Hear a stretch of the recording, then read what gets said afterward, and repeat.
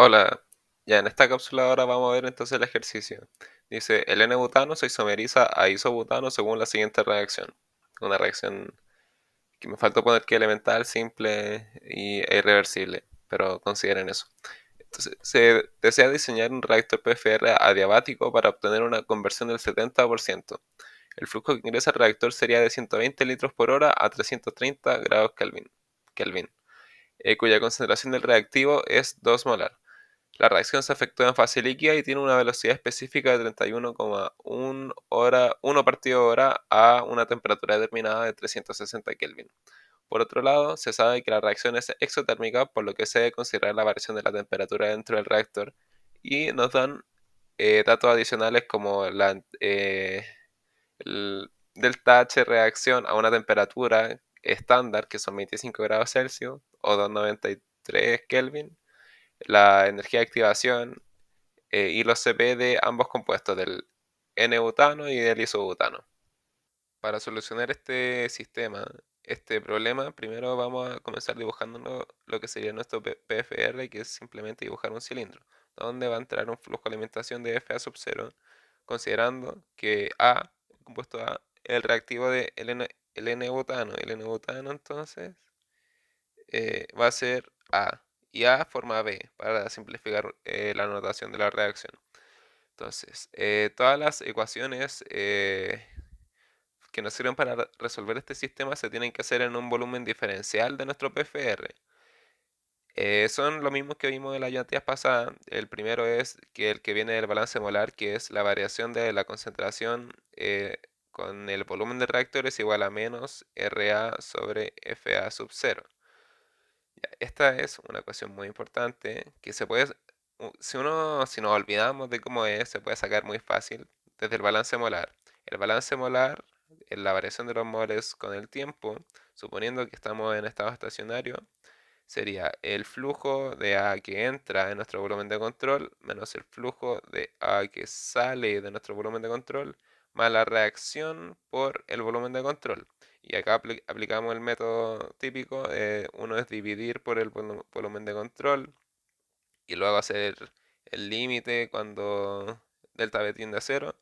Entonces aparecería una derivada. Aparecería, bueno, sería cero es igual a menos la derivada del flujo de A con el volumen, y esto es igual a menos RA, perdón, esto es igual a, no, más RA, era lo mismo en verdad, nada lo mismo.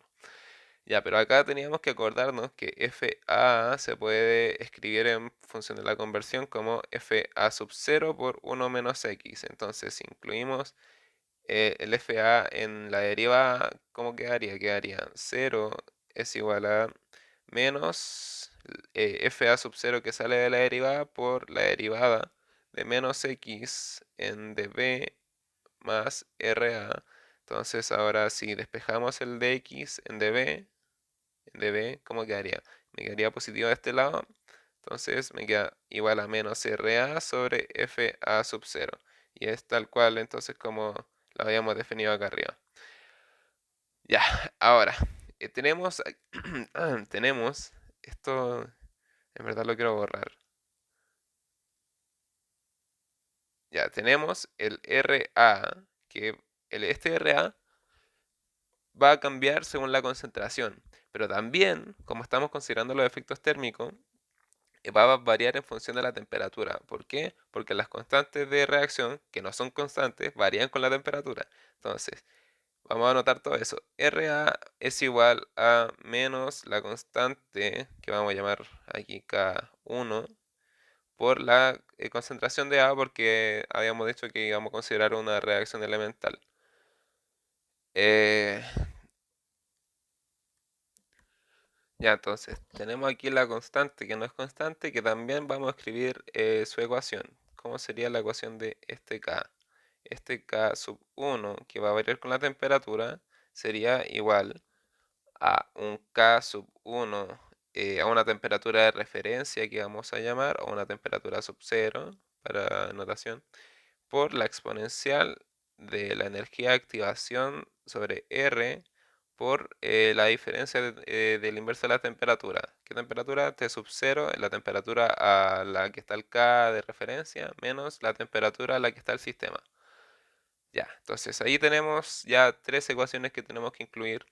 Y en verdad podríamos incluir una más que es que sea, y la tendríamos que incluir antes en el MATLAB, que es que sea es igual a sea sub 0 por 1 menos x, donde x es una variable.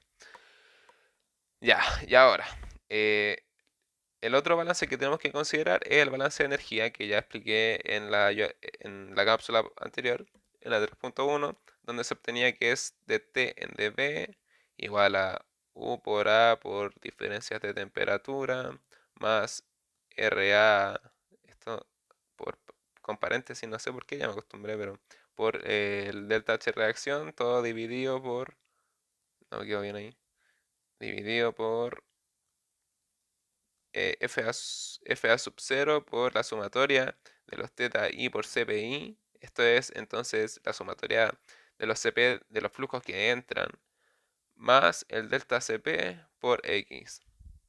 Ya, aquí como estamos trabajando con un reactor adiabático, el término del calor se va a cero. ¿Sí? Entonces nos queda una ecuación mucho más simple. Ya, el RA ya lo habíamos relacionado aquí arriba, entonces no lo vamos a volver a escribir. El delta H reacción sí lo tenemos, sí lo tenemos que volver a escribir porque tiene una relación, porque el delta H, varía con la temperatura, entonces eh, vamos a notar que el delta H reacción es igual bueno, a una temperatura, a la temperatura a la cual está el sistema, entonces una función, es igual a un delta H reacción a una temperatura de referencia, que es la temperatura estándar en este caso, una temperatura de referencia, más el Cp delta T, que en verdad, como tenemos varios compuestos que aparecen y desaparecen, es delta Cp por la diferencia de temperatura entre la temperatura del sistema y la temperatura de referencia. Entonces ahí tenemos la ecuación que modela el delta H reacción a ciertas temperaturas. Y ahora veamos qué significan las partes de abajo. Bueno, esta parte ya recién la expliqué, son los CP de los flujos que entran, la sumatoria. Y para nuestro caso, el único flujo que entra a nuestro PFR contiene A. Entonces solamente deberíamos considerar en esta parte de la ecuación el CP de A, que era 141 algo, Joule partido mol Kelvin. Ya. Y la otra parte es el delta CP por X. El delta CP, no me acuerdo si en algún momento lo definimos. Sí, yo creo que sí en el balance de energía. Bueno, pero lo vamos a volver a escribir. Este delta CP se escribe, el delta CP, es igual que el delta H reacción, creo que definimos eso. Esto es, considerando que hay una reacción de A más B de B forma C de C más D de D, esto sería C sobre A por el CP de C más D sobre A por el CP de D menos A sobre A del CP de A menos B sobre A por el CP de B. Pero eso sí, al calcular este delta CP, no, sí, es así, perdón. Pero, perdón, me equivoqué con la sumatoria de los CP. Ya, entonces es así, entonces, nuestro delta CP, en este caso, ¿cómo sería si tenemos una reacción de este tipo? A forma B. Los coeficientes esticométricos de ambos son 1, entonces no vamos a considerar este coeficiente, esta división, este número. Entonces solo sería el CP de B menos el CP de A, para este caso. Y esto, bueno, lo enunciado yo había puesto que el CP de B es igual a 141, pero vamos a considerar que es 141 por 2 para que aparezca este término después al resolver la ecuación diferencial, para que nos complique un poco más. Y ya podríamos incluir todas estas ecuaciones que acabamos de definir a MATLAB para que solo pongamos clic y nos entregue los gráficos que queremos. Como nos dimos cuenta al escribir las ecuaciones que describen el sistema, tenemos que resolver simultáneamente dos ecuaciones diferenciales. que se pueden resolver en verdad bastante simple con el método de Euler en una planilla Excel o con este método de OD45 en MATLAB. Entonces, en MATLAB, obviamente, porque estamos en MATLAB, tenemos que definir una función que nos retorne las dos ecuaciones diferenciales. Esta función entonces va a retornar una letra f, por ejemplo, y esto va a ser igual al nombre de la función, que es edu. El nombre puede ser de verdad cualquiera, por ejemplo, Eduardo. Eduardo. Ya, entonces, a esta función, ya, E2, ¿no? E2, le tienen que entrar la variable que vamos a variar, que es B, el volumen que variamos en el reactor, y otra variable que son nuestras variables que tenemos que definir. Ya, entonces esta función va a terminar en algún momento y que tenemos que definir las variables x, que es nuestra primera variable de la conversión, que vamos a definir como la primera variable de nuestro vector de variables, y la temperatura, que vamos a definir como la segunda. Ya, esto es como para simplificar un poco también las notaciones al anotar las ecuaciones diferenciales. Pero bueno, entonces, ¿qué vamos a retornar? Vamos a retornar una lista con nuestras ecuaciones diferenciales de x en db, punto coma, de t en db, punto coma, sí. Ya, entonces, primero vamos a definir de x en db. Esta, como vimos en el papel, es menos RA, se me olvidó, dividido FA0. Tenemos que definir esto entonces. RA lo teníamos definido como menos K1 por la concentración de A. Ya. Esto porque consideramos que la reacción es elemental, simple, de primer orden, o sea, irreversible.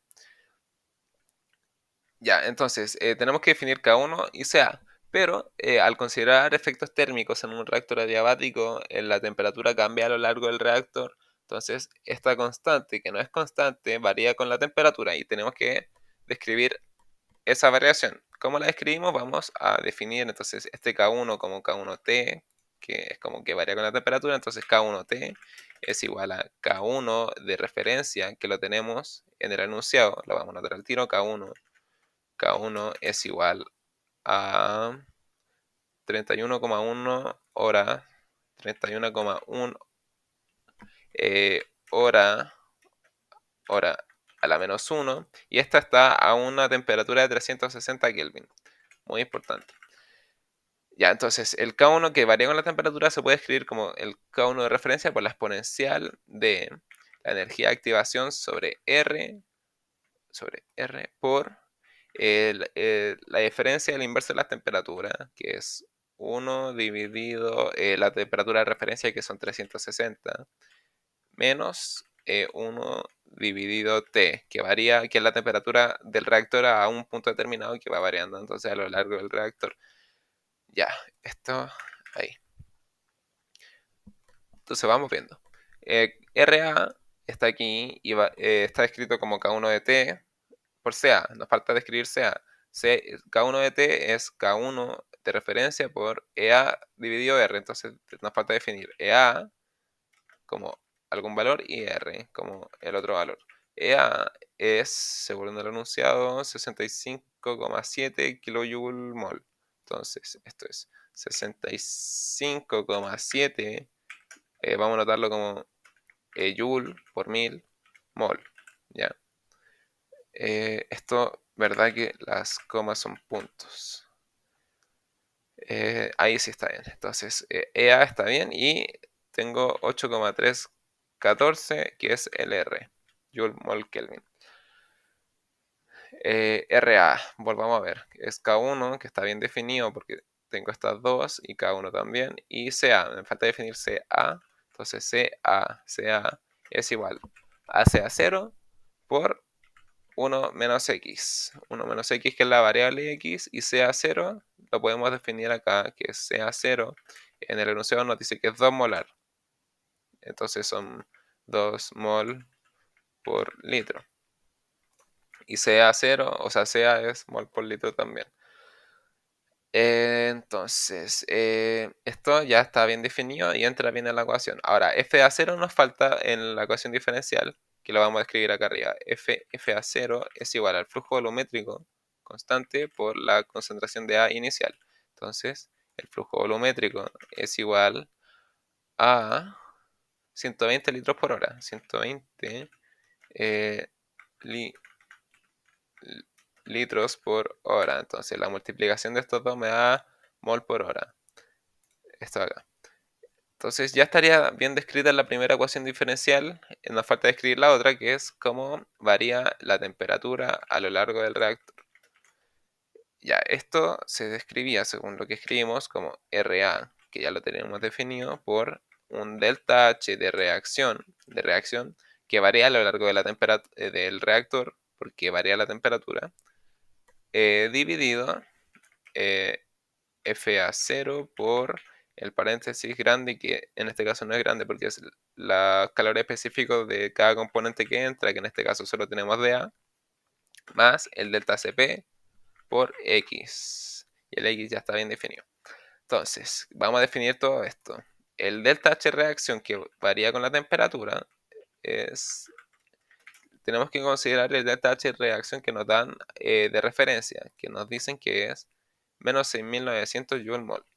Entonces, esto es delta H reacción de referencia, que lo vamos a notar acá, aquí arriba, delta H reacción de referencia igual a menos 6900 Joule por mol, más el delta Cp por la variación de temperatura a lo largo del reactor. Entonces, esto es delta Cp, que lo tenemos que definir, por la variación de temperatura T, no a lo largo del reactor, o sea, la temperatura en un punto del reactor menos la temperatura de referencia, que este delta H reacción nos dice que a temperatura estándar, que un delta H reacción estándar. Entonces, esto está definido a 25 grados Celsius, que es lo mismo que decir 293 Kelvin.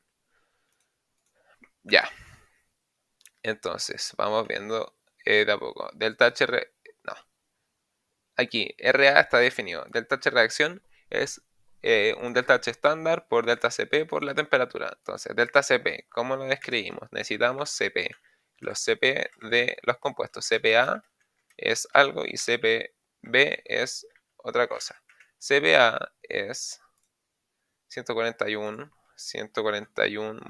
Joule por mol Kelvin, sí. Y CPB, en este caso, eh, no, por eso lo dije antes, CPB es igual, en el enunciado igual al CPA, pero vamos a considerar que el doble para que el delta Cp exista. Entonces, delta Cp es, bueno, considerando también que la reacción, o sea, los coeficientes estequiométricos de la reacción es 1 y 1, la relación entre esto es 1. Entonces, el delta Cp es solamente CPB menos CPA.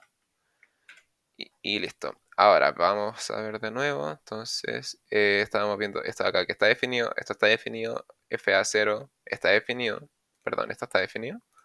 Sí, está definido. Eh, sí. Y CPA está definido. Delta CP también está definido. Y X también está definido. También. Ya, entonces, aquí nos falta rezar un poco para que nuestra función funcione. Entonces, ahora vamos a resolver el sistema ocupando el método del OD45, pero para eso, bueno, veamos quizás cómo era la sintaxis del método. Vamos a obtener una solución de nuestro volumen y una solución X sol o una sol. Y esto no es coma, es punto coma. ¿Cierto? No, es coma, coma. Y esto es igual a OD45 de nuestra función E2, perdón. Eh, y el T-span, que en nuestro caso es el espaciamiento, el rango, el dominio de nuestro volumen, donde lo queremos analizar nuestro reactor. Entonces en nuestro caso puede ser un vector, por ejemplo, que parte de 0, con un espaciamiento de 1, que termina en 5000, por ejemplo.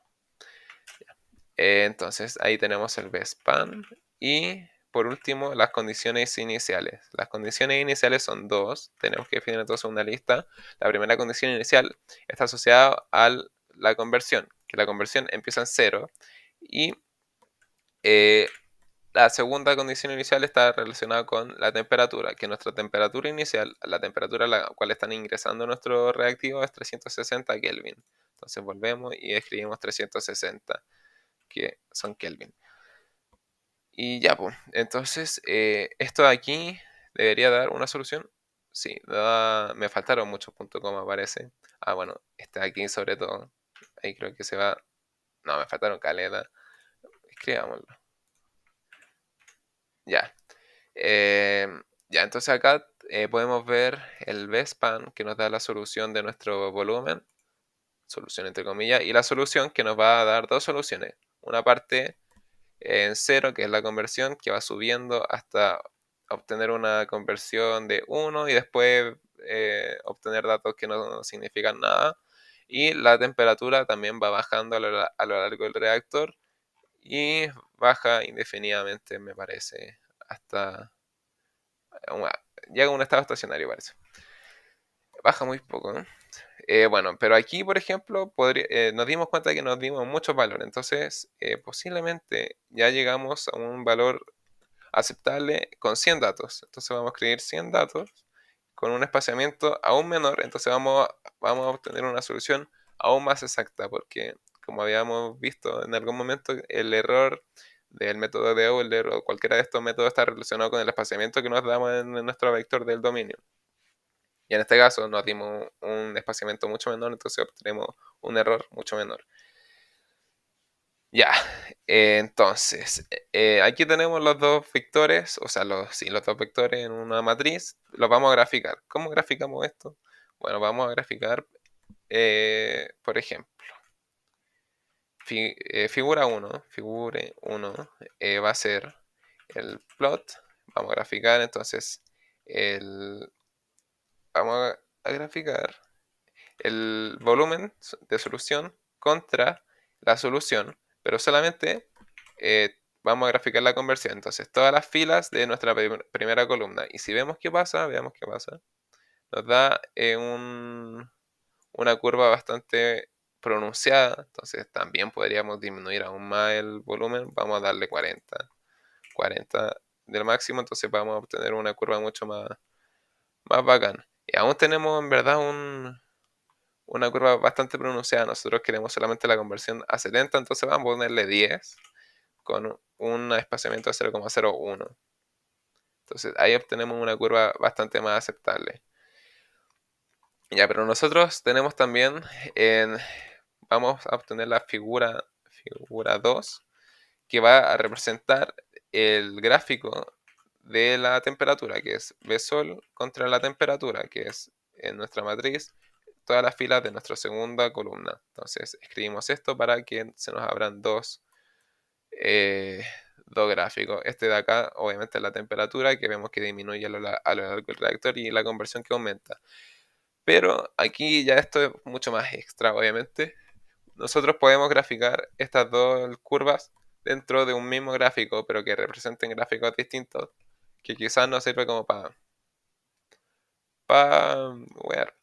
Entonces, ¿cómo hacemos eso? Quizás es interesante saberlo. Nosotros podemos escribir hold. Bueno, vamos a escribir, por ejemplo, a que nuestro lado derecho y axis, al lado derecho, right, vamos a tener la figura de nuestra conversión. Y el lado izquierdo, entonces escribimos hold on, al lado izquierdo, y axis y left, vamos a tener nuestro gráfico de nuestra temperatura. Entonces, si graficamos, vamos a obtener ambos. Bueno, acá me falta borrar esta acá. Espero. Si graficamos, ahí me falta un punto coma ahora. Si graficamos, vamos a tener ambos gráficos en una gráfica que se ve bacán, pero no significa nada esta intersección, por si acaso. Porque acá tenemos el, el color rojo indica la conversión y el azul la temperatura. Pero esta intersección no significa nada porque Son gráficos distintos, igual podríamos agregarle una leyenda. Entonces, el primer gráfico correspondía a, bueno, el gráfico a la izquierda corresponde a la temperatura, y el gráfico de la derecha corresponde a la conversión. Conversión. Ya, entonces si ponemos graficar, ahí nos da la leyenda de nuestros dos gráficos. ¿Y para qué hicimos esto? Para obtener el volumen del reactor a 70, una conversión de 70. Ya, entonces podemos ver en el gráfico que la conversión de 70 está acá, entonces podemos hacer zoom y ocupar la manito aquí para ver cuál sería la, el volumen del reactor, que es este de aquí abajo, a 70 de conversión. Entonces sacamos la manito y vemos que aproximadamente a 0,70 el volumen del reactor es 6,42. Entonces, sí, ¿qué pasa si bajamos un poquito? Ya, bueno. A 6,42 es el volumen que debería tener nuestro reactor para la solución. Y también podemos ver que a 6,42, por ejemplo, 6,43, tendríamos una temperatura de salida de nuestros reactivos de 352 Kelvin. Entonces, bajó solamente 8 grados aproximadamente nuestro flujo. Y eso, ya estaríamos con esta cápsula. Cualquier duda por cualquier medio. Que estén bien.